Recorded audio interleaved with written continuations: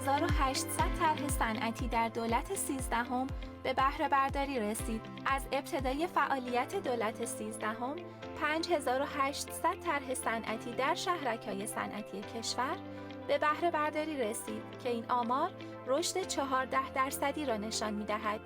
دانش تولید سوخت از زباله محقق شد. متخصصان یک شرکت دانش بنیان موفق شدند از زباله‌های حاوی کربن سوخت تولید کنند.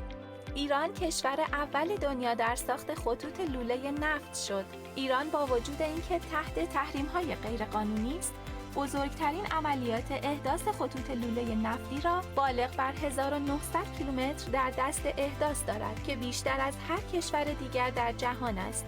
3100 واحد صنعتی راکد به چرخه تولید بازگشت.